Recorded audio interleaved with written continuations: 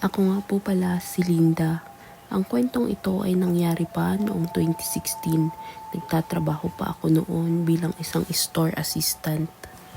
Nang marinig ko ang huling kalabit ng rehas na pinto ng mall, kasabay ng pagpatay ng mga ilaw, alam kong 10:00 na ng gabi.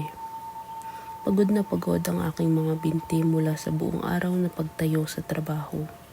Kaya naman, mabilis ang naging lakad ko palabas patungo sa gilid ng kalsada. Sa mga ganitong oras, halos wala nang masyadong pumapasadang pampublikong sasakyan at paunti-unti na rin ang mga taong naglalakad sa paligid. Saktong pagtapat ko sa sakayan, may isang jeep na dahan-dahang huminto sa aking harap. Pagdungaw ko sa loob, mukhang puno na ang dalawang mahabang upuan mula sa unahan hanggang sa gitna. Gayunpaman, nang tignan kong mabuti ang pinakadulong bahagi sa mismong tabi ng lagusan ng sakayan at babaan, nakita kong may bakante pa para sa isang tao. Dahil sa kagustuhan kong makauwi agad at makapagpahinga, mabilis akong umakyat at pumuesto sa bakanting upuang iyon. Bahagyang dumaan ang jeep ng ilang metro hanggang sa tumapat ito sa isa pang pampasaherong jeep na nakahinto sa kabilang linya. Biglang pinatay ng driver ang makina ng aming sasakyan. Lumingon siya sa akin mula sa kanyang upuan at itinuro ang kabilang jeep habang nagsasalita, at ang sabi niya ay huling biyahe na niya para sa gabing iyon at kung pupwede ay mas nakakabuting lumipat na lamang ako roon dahil ako na lang daw ang nag-iisang pasahero niya. Napakunot ang aking noo sa matinding pagtataka.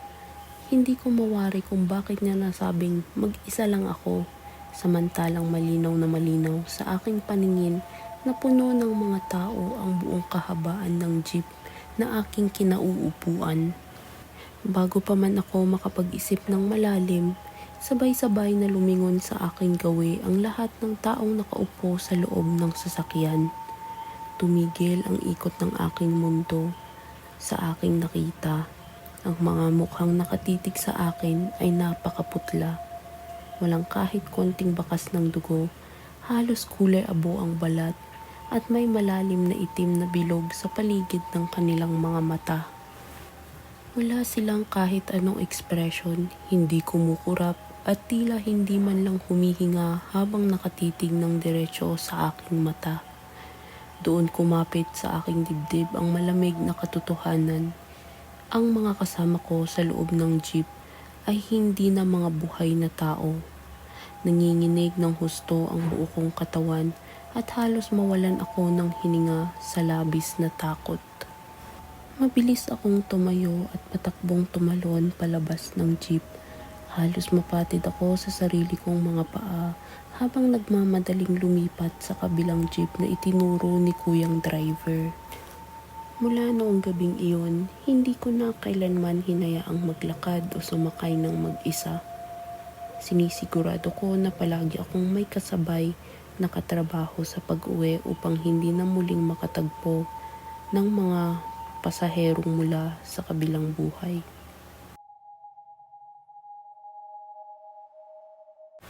Ako nga po pala si Christian. Ang kwentong ito ay naikwento sa akin ng aking Tito Manny nang minsang dumalaw ako sa bahay nila sa Maynila. Nagsimula ang lahat nung araw ng linggo habang nag-aalis ng alikabok ng kanyang lumang sasakyan si Tito Manny. Matagal na niyang pangarap na magkaroon ng mas bagong kotse para sa kanyang pamilya, ngunit palagi itong hindi kasya sa kanyang budget.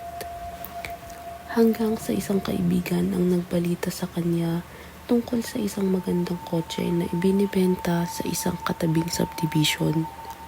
Pagdating ni Tito Manny sa malaking bahay ng nagbebenta, halos hindi siya makapaniwala sa kanyang nakita. Isang makintab na kulay itim na sedan ang nakaparada sa garahe. Walang anumang gasgas, napakalinis ng mga gulong at mukhang kailan lang nailabas mula sa kasa. Lalo pa siyang nagulat nang sabihin ng may-ari ang presyo. Pinawasan niya ang presyo ng kalahati kumpara sa totoong halaga nito sa merkado. Agad na nagtaka si Tito Manny at nagtanong kung bakit napakamura. Ngunit ang maikling tugon lamang ng matandang lalaki ay gusto na niyang mabawasan ang mga gamit sa kanilang bahay. Dahil sa labis na pagnanais na makatipid at makakuha ng magandang oportunidad, hindi na masyadong nag-usisa si Tito Manny. Binayaran niya agad at inuwi ang sasakyan nang may malaking ngiti sa kanyang mukha. Sa unang linggo ng paggamit, napansin agad ni Tito Manny ang kakaibang katangian ng kotse. Sa tuwing bubuksan niya ang pinto, sumasalubong sa kanya ang isang napakasariwang amoy ng pabango. Hindi ito amoy ng karaniwang car freshener na nabibili sa mga tindahan.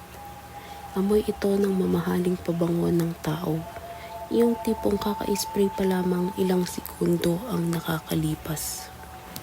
Sa simula, natutuwa pa si Tito dahil hindi na niya kailangang bumili ng pabango para sa sasakyan. Kahit lumipas ang ilang araw at linggo, hindi man lang kumukupas ang amoy. Palagi itong amoy bagong spray, ngunit pagpasok ng ikalawang buwan, nagsimula na ang mga nakakatakot na pangyayari. Isang gabi habang nagmamaneho si Tito pauwi galing sa trabaho, biglang namatay ang makina ng kotse sa gitna ng madilim at tahimik na kalsada. Sinubukan niyang muling susian ang sasakyan, ngunit walang nangyayari. Kasabay ng pagpatay ng makina ay ang biglang paglamig ng hangin sa loob ng kotse.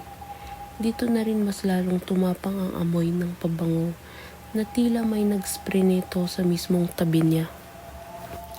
Kasabay nito, naramdaman ni Tito Manny ang isang mabigat na paghinga na nanggagaling sa likuran ng upuan.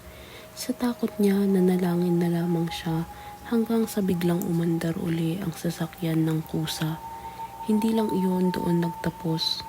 Sa mga sumunod na araw, paulit-ulit na namamatay ang makina, minsan sa gitna ng traffic sa EDSA, minsan naman sa mga rotonda at minsan kapag nagmamadali siya.